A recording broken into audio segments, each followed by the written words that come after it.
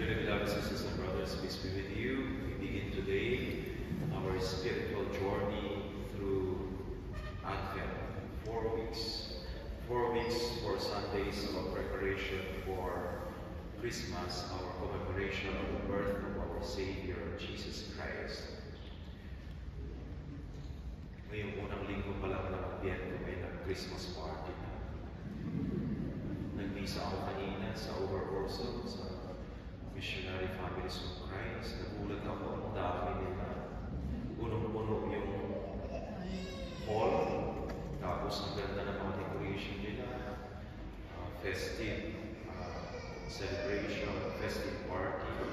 Tapos nakita ko, habang nag-misa ako gano'n, nakikita ko yung lechon. Yung lechon, naka-display. Tapos natawa ako kasi first Sunday of Advent pala ang kanilang processional ay Feliz Navidad. Sabi ko, para ako nasa Pilipinas. First Sunday of Advent, Feliz Navidad ka agad yung kanta. Huwag niyo kantayin yung bawa yan. Mababay ko kayo lahat. Let me invite you for a short reflection on the readings on the first Sunday of Advent. Let me begin with a short story. 5 years ago, I read a book. The title of the book is The Monk Who Sold His Ferrari. The author of the book is Reuben Sharma. If you are into self-help, motivational, inspirational books, you know this title, you know this book, The Monk Who Sold His Ferrari. And it is a book about how to live a balanced life.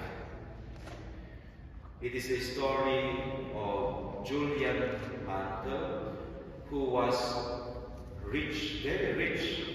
He was a top-class lawyer who graduated from Harvard.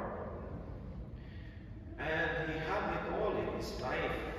He lived in a mansion, he has his own private jet, and a vacation home. Parang mga politiko lang sa atin. And he had a red Ferrari. He makes more than $1 million a year, very rich. And he had a perfect reputation as a lawyer. But the problem is, he spent too much time working.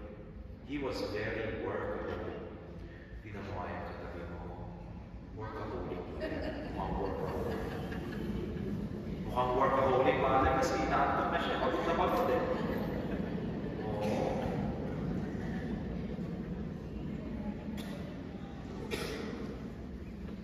As a consequence of his being workaholic, one day, in the middle of a trial case, in the courtroom, he collapsed. He had a heart attack. And he did not expect this to happen to him. He thought he was living a perfect life. After some days in the hospital, it was just a mild heart attack. He was able to recover very fast. But those days in the hospital made him look at his life. He had a self-reflection.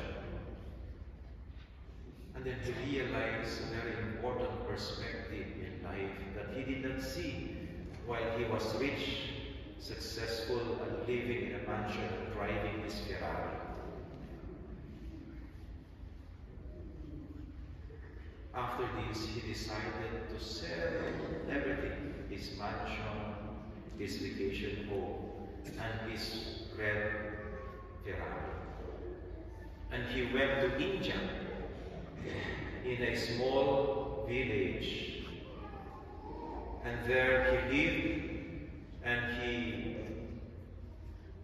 lived with simple people, and there were monks in that village. And he learned the simple, deep wisdom of the simple people in this village. And that changed his life.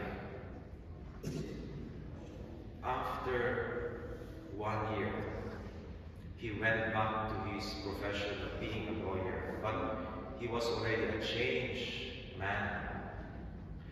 And he shared the wisdom he learned to his colleague, and both of them started a path of self-transformation, focusing on what is truly important in their life and what gave them joy and peace and contentment.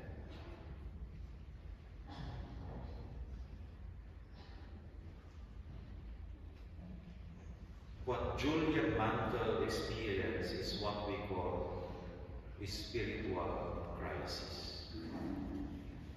A crisis of meaning and purpose.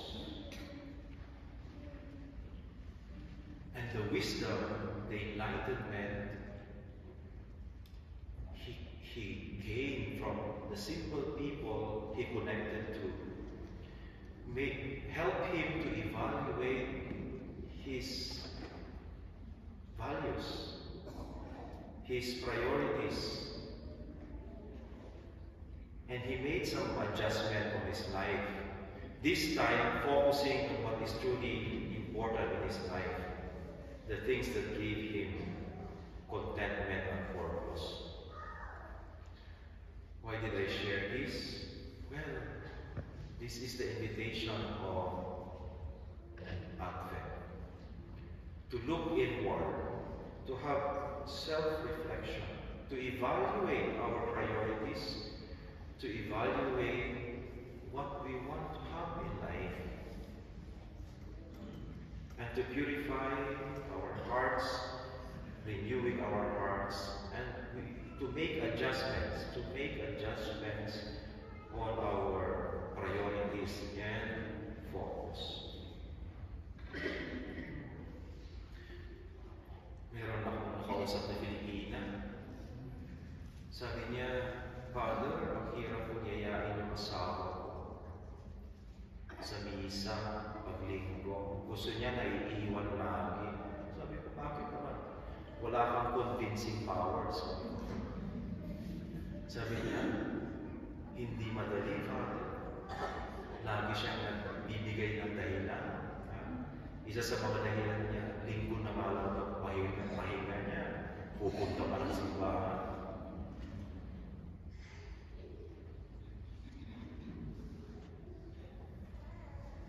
Tapos sabi ko, ano ba yung asawa mo? German. Kaya pala eh. Ang haba-haba na usapan namin. Ang nasabi ko lang sa kanya, hayaan mo na. Pagdasal mo na lang siya pag sumigpa ka. In the first reading, the prophet Jeremiah was waiting and hoping for the descendant of King David, who could bring true peace amongst his people.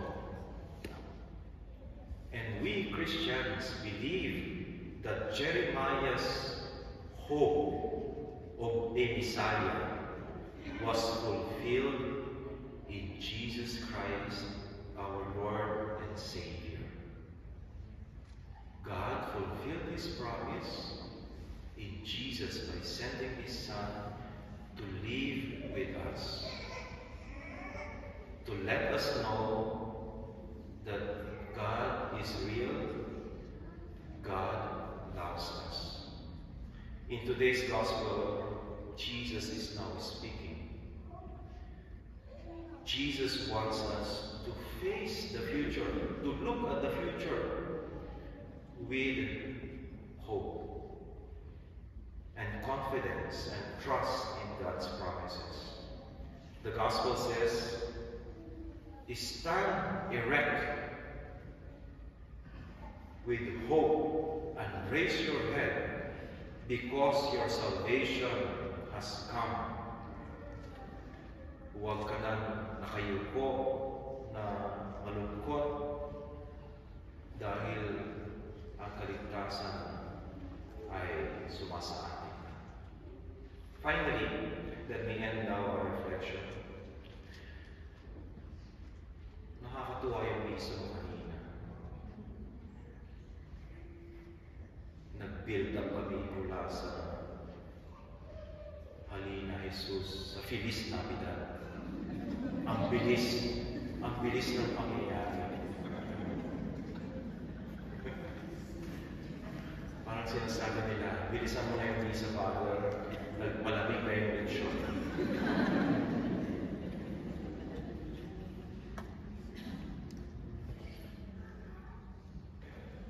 This season of Advent invites us to slow down. Slow down.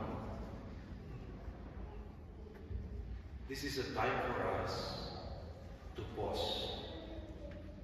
Come to church, attend the Mass, receive the sacraments, so that when we reach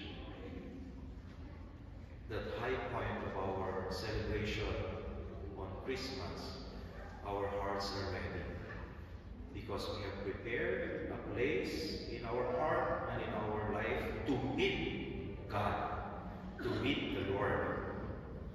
In this season of Advent, my dear friends, we focus on our hope to meet God. And this is done not only by seeing the Lord as our future destiny. Hindi ko pa iniisip yung Father, matagal pa akong mamatay, excuse me.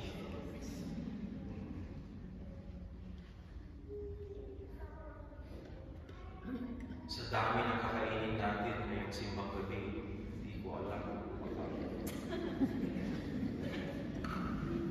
Baka iba sa inyo hindi nakakabuti ng bagong taon.